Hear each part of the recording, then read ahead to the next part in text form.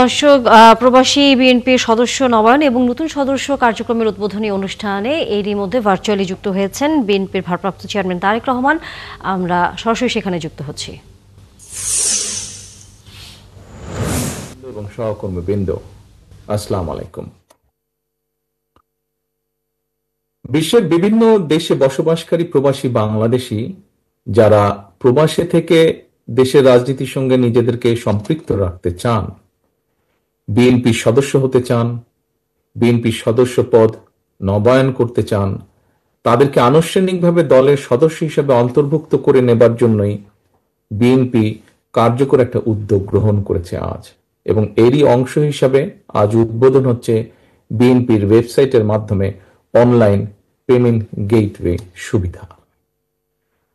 প্রবাসী বাংলাদেশিগণ দূর প্রবাসে থাকলেও অধিকাংশ প্রবাসীর পরিবার পরিজন দেশেই বসবাস করেন। সঙ্গত কারণেই রাজনীতির সঙ্গে অনেক প্রবাসীর সরাসরি যোগাযোগ বা সংযোগ না থাকলেও পরিবার সঙ্গে কিন্তু তাদের নিবিড় যোগাযোগ বা প্রতিনিয়ত একটা যোগাযোগ আছে। ফলে প্রবাসীরা দূর প্রবাসে থাকলেও তাদের হৃদয়ে কিন্তু 24 ঘন্টার প্রতিটা মুহূর্তই বাংলাদেশ। সুতরাং যেসব প্রবাসী বাংলাদেশিগণ সংশ্লিষ্ট দেশের বিধিবিধান মেনে বাংলাদেশের রাজনীতির সঙ্গে নিজেদেরকে সম্পৃক্ত রাখতে চান, তাদের জন্য সেই সুযোগ অবারিত থাকা প্রয়োজন বলে আমরা মনে করি, এবং সেই বিবেচনায় প্রবাসীদেরকে সহজেই রাজনৈতিক দলের সদস্য করার ক্ষেত্রে বিএনপির এই উদ্যোগ একটি ইতিবাচক উদ্যোগ হিসেবেই আমরা বিবেচনা করি। উপস্থিত সম্মানিত নেতৃবৃন্দ, অতিথিবৃন্দ, প্রিয় সহকর্মীবৃন্দ, বিশ্বের বিভিন্ন দেশে কম বেশি প্রায় 1.5 কোটি প্রবাসী বাংলাদেশী বসবাস করছেন।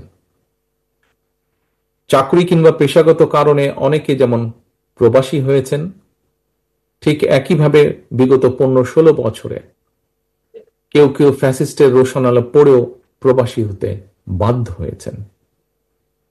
এইসব প্রবাসী বাংলাদেশিদের অনেকেই বিগত 1.5 দশকেরও বেশি সময় ধরে চলা বাংলাদেশের ফ্যাসিবাদ বিরোধী আন্দোলনে বিভিন্নভাবে যার যার অবস্থান থেকে অত্যন্ত সোচ্চার ভূমিকা রেখেছেন।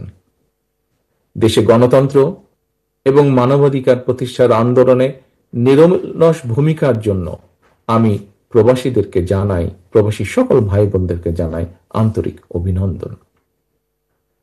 দর্শক, আমরা এতক্ষণ সরাসরি বিএনপির ভারপ্রাপ্ত চেয়ারম্যান তারেক রহমানের বক্তব্যে ছিলাম।